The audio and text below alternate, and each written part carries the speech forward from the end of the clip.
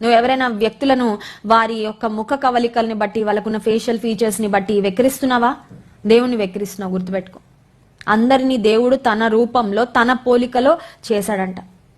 ఈ లోకంలో దేవుడు సృష్టించిన సృష్టికి వంకలు పెట్టడానికి, లేకపోతే వాళ్ళని వేలెత్తి చూపించి వాళ్ళని వెక్కిరించడానికి కొంతమంది బుల్లింగ్ చేస్తూ ఉంటారండి. బుల్లింగ్ అంటే రౌడీజం లాగా, అంటే ఇతరులని కించపరుస్తూ ఇతరులో ఉన్న లోపాలని ఎత్తి ఎత్తి మాట్లాడుతూ వాళ్ళని బాగా నీచంగా వాళ్ళు ఫీల్ అయ్యేలా చేయడం అన్నమాట. ఒకవేళ నువ్వు ఒక వ్యక్తిని తమ పై రూపాన్ని బట్టి నువ్వు ఒకవేళ కించపరుస్తూ మాట్లాడుతున్నట్లయితే, ఒకవేళ ఎవరైనా అంగవైకల్యంతో ఉన్న వాళ్ళని వాళ్ళు ఇలాంటి వారు అలాంటి వారు నోటుకొచ్చినట్లు ఒకవేళ వెక్కిరిస్తూ మాట్లాడుతున్నట్లయితే గమనించు, దేవుని పోలికలో వారు చేయబడ్డారు కనుక నువ్వు దేవుని వెక్కిరిస్తున్నావు, సృష్టికర్తను వెక్కిరిస్తున్నావు అని మర్చిపోవద్దు.